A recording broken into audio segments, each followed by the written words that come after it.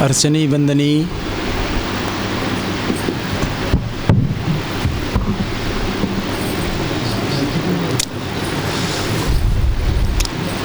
अर्चनी वंदनी संत समाज,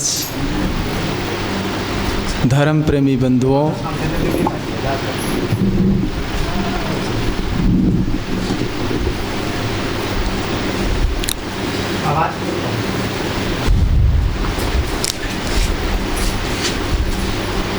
बोलो सद्गुरु देव की जय। अर्चनी वंदनी संत समाज, धर्म प्रेमी बंधुओं एवं श्रद्धा मूर्ति देवियों तथा देश के कर्णधार प्यारे बच्चों,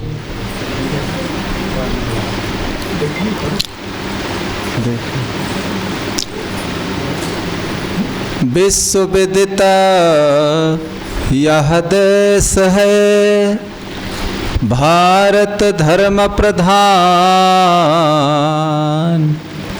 विश्व विदिता यह देश है, भारत धर्म प्रधान।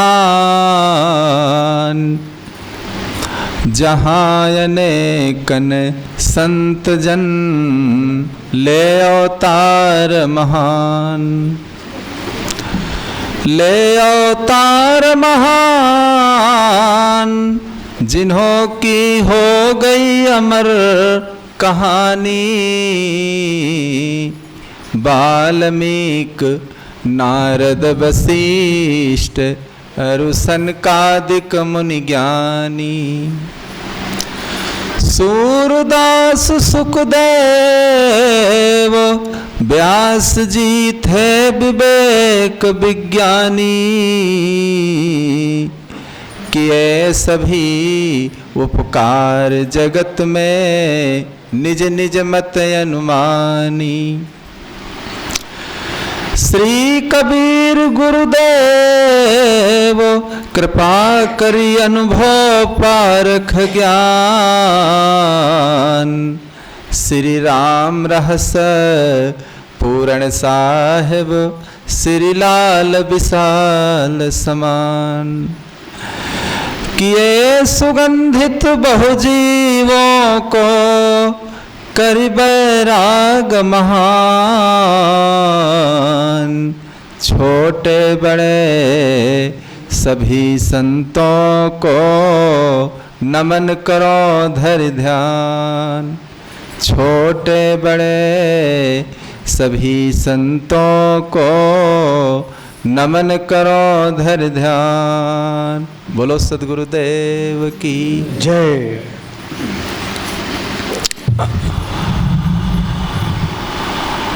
आओ गुरु के भजन में हो जाए मगन। आओ गुरु के भजन में हो जाए मगन। जिंदगी दोबारा मिले ना मिले, जिंदगी दोबारा मिले ना मिले। आओ प्रभु के भजन में हो जाए मगन। आओ प्रभु के भजन में हो जाए मगन। जिंदगी दोबारा मिले ना मिले, जिंदगी दोबारा मिले ना मिले। गिरती सांसों को प्यारे न खोना कभी। गिरती सांसों को प्यारे न खोना कभी। रसना फिरे दोबारा हिले ना हिले, रसना दोबारा हिले ना हिले। रसना फिर दोबारा हिले ना हिले, रसना फिर दोबारा हिले ना हिले।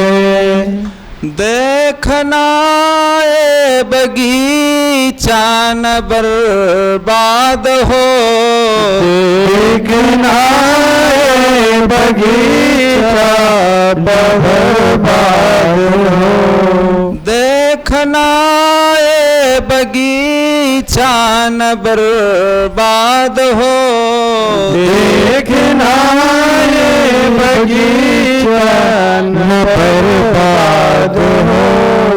कितनी मेहनत से माली बनाया इसे, कितनी मेहनत से मालिक बनाया इसे, ऐसी माला बना लो न टूटे कभी, ऐसी माला बना लो न टूटे कभी। फूल फिर ये दोबारा खिले ना खिले, फूल दोबारा खिले ना खिले। आओ गुरु के भजन में हो जाए मगन, आओ गुरु के भजन में हो जाए मगन। जिंदगी दोबारा मिले ना मिले, जिंदगी दोबारा मिले ना मिले। गिरती श्वासों को प्यारे न खोना कभी, गिरती सांसों को प्यारे खोना कभी। रसना फिर दोबारा हिले ना हिले, रसना प्यारे दोबारा हिले ना हिले। तेरी काया की चूनर ये अनमोल है, तेरी काया की चूनर अनमोल है। इसको 9 मास गढ़ते लगा है समय, इसके 9 मास से लगाया समय। हो के गफलत में चूनर जो फट जाएगी, हो के कीमत में चूनर जो फट जाएगी।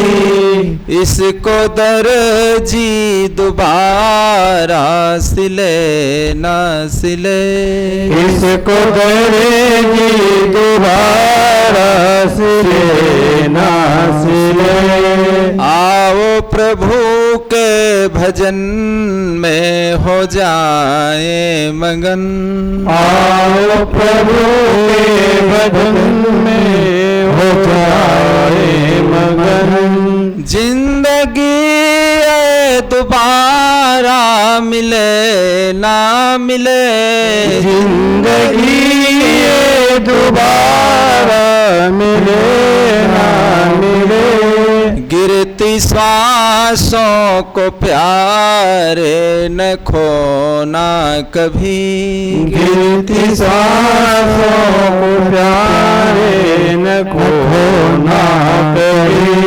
रसना फिरे दोबारा हिले ना हिले, रसना दोबारा हिले ना हिले। रसना फिरे दोबारा हिले ना हिले, रसना फिर दोबारा हिले ना हिले। सद्गुरुदेव देव की जय।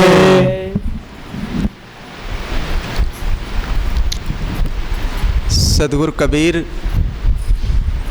अपने मौलिक ग्रंथ बीजक में कहते हैं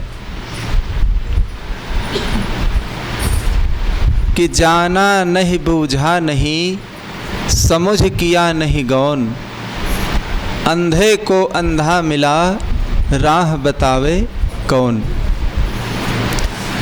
जाका गुरु है आंधरा, चेला काह कराए, और अंधे अंधा पे लिया, दोनों कूप पर आए।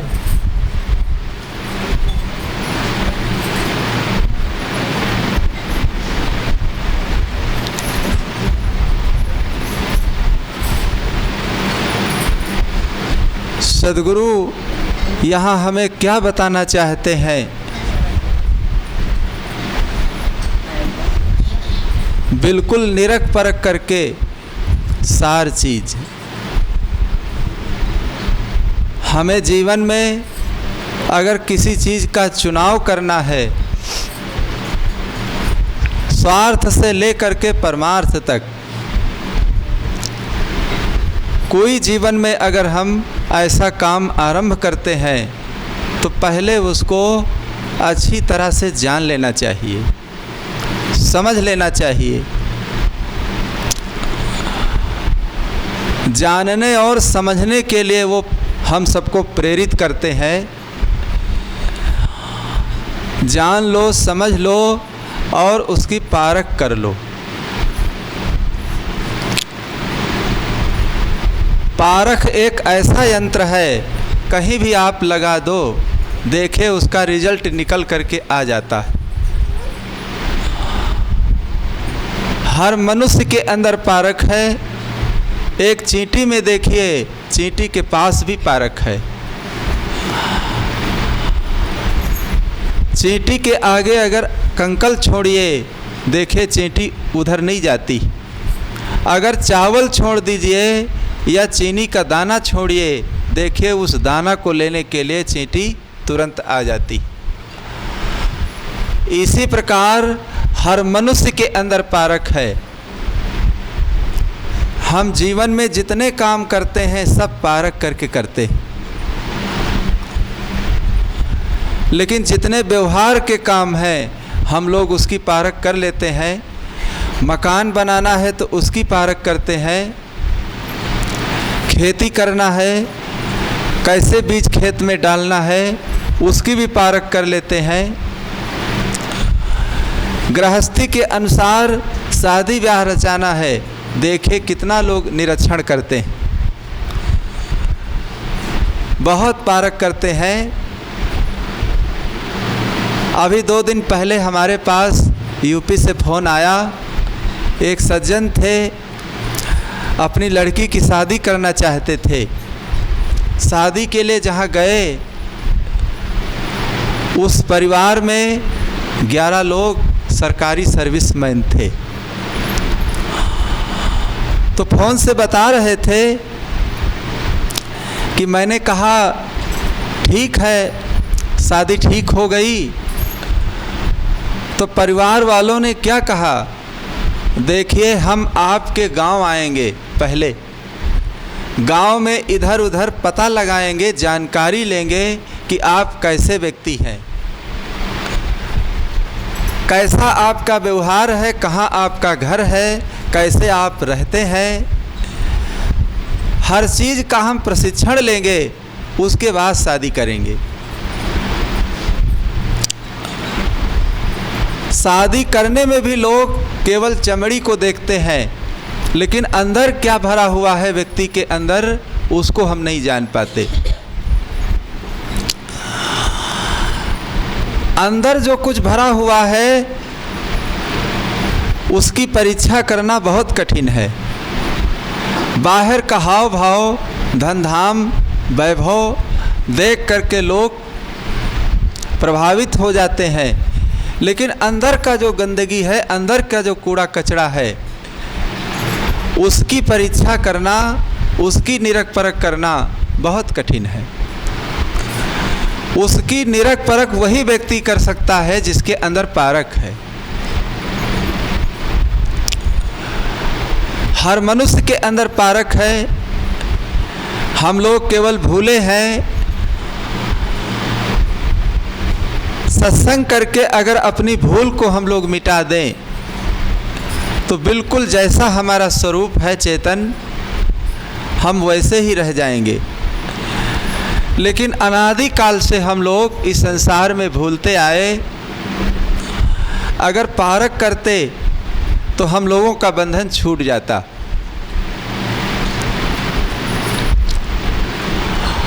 पारक तो अपना स्वरूप ही है, लेकिन हम लोग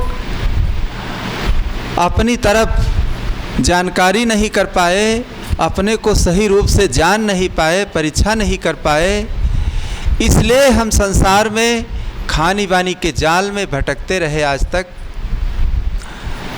और भटकते भटकते अनंतों जन्म चले गए। आज मनुष्य जीवन मिला है, मनुष्य जीवन में हम बैठे हुए हैं। मनुष्य जीवन के साथ साथ जीवन में ऐसा अवसर मिला है। मनुष्य जीवन मिल जाता है लेकिन अवसर ऐसे नहीं मिलते। अगर अवसर भी मिल जाता है तो हमारे अंदर अच्छी भावना नहीं जागृत होती। तीनों का संगम जिस मनुष्य के जीवन में हो जाता है वो बहुत भाग्यशाली होता है। पहली बात है मनुष्य जीवन मिल जाना। दूसरी बात है जीवन में ऐसे अवसर मिल जाना। तीसरी बात है अपने अंदर कल्याण की इच्छा जागृत हो जाना। इन तीनों का संगम जिस मनुष्य के जीवन में हो जाता है, समझ लो वो कल्याण की भूमिका पर आ जाता है। तो आज इस जीवन को चलाने के लिए कोई कर्णधार की ज़रूरत है। नदी पार करने के लिए हमें मल्लाह की ज़रूरत है। अगर चतुर मल्लाह नहीं होगा, बुद्धिमान मल्लाह नहीं होगा तो हमारी नैया ये पार नहीं हो सकती। क्योंकि मझधार में हम लोगों की नैया डूब रही है। इसका खेवनहार अच्छा होना चाहिए। कोई बुद्धिमान अगर कर्णधार मिल जाता है तो हमारा जीवन, हमारी जो नैया है ये पार कर देता है। सब लोग अपने जीवन में गुरु का चुनाव करते हैं, कोई कर्णधार का चुनाव करते हैं कि जिससे हमको मार्गदर्शन मिले, हमें शिक्षा मिले, दीक्षा मिले। हर विभाग में गुरु की ज़रूरत पड़ती है। एक छोटा सा काम अगर करना है वहाँ भी गुरु की ज़रूरत पड़ती है। बिना गुरु के हम भली प्रकार वो काम नहीं कर पाते हैं। संसार सागर से अगर पार होना हो, इस भवसागर से अगर पार होना है, संसार के दुख से पार होना है, यहाँ भी गुरु की ज़रूरत है। बिना सद्गुरु के ज्ञान के, बिना सद्गुरु का आधार लिए इस संसार के दुख से हम पार नहीं हो सकते। एक सद्गुरु ही ऐसे होते हैं जो हमें मार्गदर्शन करते हैं, हमारे जीवन को आगे बढ़ाने के लिए सारे अंधविश्वास से दूर करते हैं। जितने चमत्कार हैं, आडंबर हैं, जितने भ्रम हैं, सारे भ्रम का निवारण सद्गुरु कर देते। हम लोग गुरु का चुनाव करते हैं। कितने मतपंथ संप्रदाय हैं, हम कह नहीं सकते, बता नहीं सकते। सब मतपंथों का ज्ञान, हर मतपंथों में यही बताया जाता है कि भाई किसी गुरु का चुनाव करो।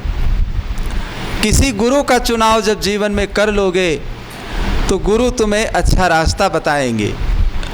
उस रास्ते के आप जब अवलंबी बनेंगे तो आपकी नैया पार हो जाएगी। सद्गुरु कबीर कहते हैं गुरु कैसा होना चाहिए।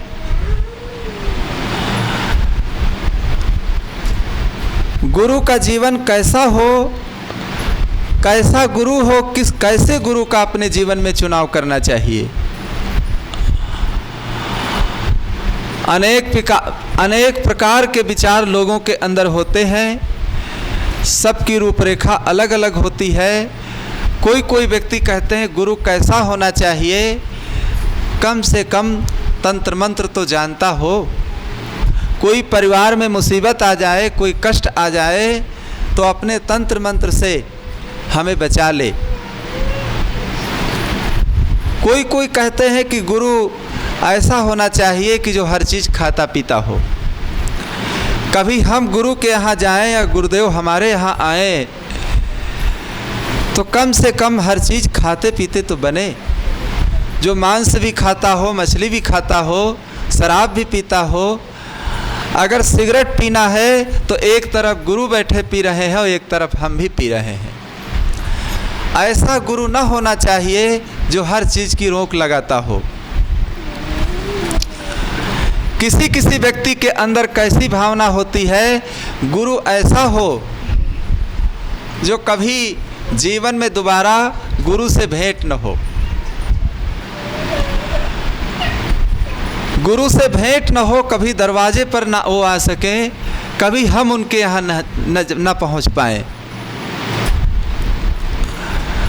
जब कभी जीवन में गुरु से भेंट ही नहीं होगी तो हमारे जीवन का कल्याण कैसे होगा। लोग बहुत दूर चले जाते हैं और वहीं से गुरुमुख हो जाते हैं, गुरु का चुनाव कर लेते हैं। अगर उनसे पूछा जाए आपके गुरु कहाँ हैं, वो कहते अरे एक बार हम गए थे अयोध्या, एक बार गया जब गए तो वहीं पर हम गुरुमुख हो गए, मुझे पता नहीं है गुरु कहाँ रहते। दोबारा न वो कभी यहाँ आए न हम वहाँ गए। केवल एक मन की जो मानंदी है उसको लोग पूर्ण कर लेते हैं। केवल मन की मानंदी को पूर्ण करने से हमारे जीवन में लाभ नहीं हो सकता। गुरु करनो सिद्धांत यही होए यथार्थ बोध, अनुचित उचित लखाए उर और तुलसी मिटे विरोध। गुरु कैसा होना चाहिए जो हमें अनुचित और उचित, सार और असार, सत्य और असत्य, जड़ और चेतन का सही निर्णय कर दे। हमें बिल्कुल सत्य का ज्ञान करा दे कि हमारे जीवन में सत्य क्या है। सब कुछ हम जीवन में जान लेते हैं लेकिन अपने जीवन के सत्य को नहीं समझ पाते। जब तक अपने जीवन के सत्य को नहीं जान पाओगे तो आपका जीवन अधूरा रहेगा। हर मनुष्य को चाहिए अपने जीवन के सत्य को जान लेना चाहिए कि सत्य क्या है। जो आपकी आत्मा है, जो चेतना है, जो अंदर ये जीव बैठा है, जो रमने वाला ये राम है, यही सत्य है। यही सत्य है। और जो कुछ हम संसार में देख रहे हैं आँखों के द्वारा, संसार का जितना वैभव है ये सब झूठा है। लेकिन ये चेतन ही सत्ता देता है इंद्रियों को, और जब चेतन इंद्रियों को सत्ता देता है तभी हम हर चीज़ का ज्ञान करते हैं, समझते हैं, जानते हैं और उसकी पारख करते हैं। देखिए यही चेतन जब निकल जाता है तो शरीर बिल्कुल बेकाम हो जाता है। न आँखें काम करती हैं, न कान काम करते हैं। 5 ज्ञान इंद्रियाँ और 5 कर्म इंद्रियाँ ये कोई काम नहीं करती। जब इसमें से सत्य निकल जाता है तो बिल्कुल ये जो जड़ शरीर है, ये जड़ शरीर केवल रह जाता है। और जड़ शरीर जो है, चारों तत्वों से बना शरीर चारों तत्वों में मिल जाता है। इसलिए सद्गुरु ने कहा है कि सांच बराबर तप नहीं और झूठ बराबर पाप, जाके हृदया सांच है ताके हृदया आप। जिस मनुष्य के अंदर सच्चाई है वही अपनी आत्मा को जान सकता है। लेकिन हम लोग संसार में भटकते रहे, कहाँ कहाँ राम को खोजते रहे, कृष्ण को खोजते रहे, अल्लाह खुदा को खोजते रहे, लेकिन असली राम को हम लोग नहीं जान पाए कि असली राम कहाँ है। आत्म ज्ञान बिना नर भटके, कोई मथुरा कोई काशी, पानी में मीन पियासी, मोह सुन सुन आवत हासी। आत्मा के ज्ञान बिना कोई काशी, कोई मथुरा, कोई अयोध्या, कहाँ कहाँ लोग भटकते रहते हैं, लेकिन वहाँ जाने पर भी वहाँ कुछ नहीं मिलता। राम कब हुए? अपने समय में हुए, फिर उनका भी शरीर छूट गया। संसार में जो जन्म लेता है वो सदैव यहाँ रहने वाला नहीं है। जितनी चीज़ें संसार में बनती है, देखिए अपने समय पर सब बिगड़ जाती। कितना सुंदर मकान बनाया जाता है और अच्छा लगता है, लेकिन वही मकान देखिए एक दिन गिर करके धूल में मिल जाता है। काया है काशी ज्ञान गंगा विश्वनाथ सुजीव है। काया है काशी ज्ञान गंगा विश्वनाथ सुजीव है। और धन कोष ग्रह में मिल गया क्यों दौड़ धूप मचीव है। द्वारिका दया वो मन ही शुद्ध मथुरा जानिए। है द्वारिका दया वो मन ही शुद्ध मथुरा जानिए। और इमि तीर्थ सब सद्गुण निकटते परस पाप नसानिए। जितने तीर्थ है सब आपके निकट हैं, सब आपके अंदर हैं। काया है काशी ज्ञान गंगा। जिस काशी के लिए हम परेशान होते हैं वो असली काशी कहाँ है? आपका शरीर ही काशी है। आपकी जो काया है यही काशी है। जिस गंगा में स्नान करने के लिए हम परेशान होते हैं वो असली गंगा क्या है? आपके अंदर जो ज्ञान है। जिस मनुष्य के अंदर ज्ञान नहीं है, विवेक नहीं है, विचार नहीं है, चाहे रात दिन गंगा स्नान करता रहे, लेकिन उसके जीवन में कोई लाभ नहीं प्राप्त हो सकता।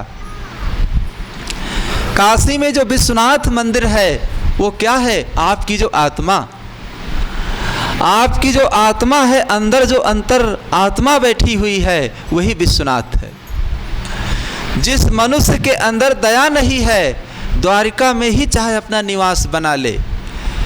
न मालूम हजारों लोग द्वारिका में अपना घर बनाकर रह रहे हैं, जहाँ भगवान का घर है। अगर उनके अंदर दया नहीं है तो द्वारिका में रहने से कोई मतलब नहीं निकलने वाला। मथुरा में जीवन आपका रहते रहते व्यतीत हो जाए, लेकिन अगर आपका मन शुद्ध नहीं है तो मथुरा में रहने से आपका कल्याण होने वाला नहीं है। अपने मन को जो व्यक्ति शुद्ध कर लेता है, अपने मन को जो पवित्र कर लेता है, समझ लो मथुरा में निवास कर रहा है। मथुरा में तो 1 दिन के लिए, 2 दिन के लिए, 10 दिन के लिए आप यात्रा कर सकते हैं और फिर कुछ दिनों के बाद घर को वापस आ जाएंगे। लेकिन जो व्यक्ति अपने मन को शुद्ध कर लेता है वो नित्य मथुरा में ही निवास कर रहा है। हर मनुष्य को चाहिए अपने जीवन की निर्मलता, अपने जीवन की सत्यता पर ध्यान देना चाहिए। जीवन की निर्मलता के लिए, जीवन की सत्यता के लिए देखिए कोई न कोई आधार जीवन में बनाना पड़ता है। कहीं न कहीं कुछ न कुछ सीखना पड़ता है। इसीलिए सद्गुरु कहते हैं, जाना नहीं बूझा नहीं और समझ किया नहीं गौन। जाना नहीं, समझा नहीं, परीक्षा नहीं किया और अपने जीवन में गुरु का चुनाव कर लिया तो क्या होगा? अगर कोई व्यक्ति अंधा है और कहीं उसको जाना है, अगर अंधे की ही बाह वो पकड़ ले तो क्या अंधे को अंधा पार लगा सकता है? नहीं लगा सकता है। कोई आँख वाला है, नेत्र वाला है, अगर उसकी हम बाह पकड़ते हैं तो हमारे जीवन नैया को पार लगा सकता है। वो बताएगा कहाँ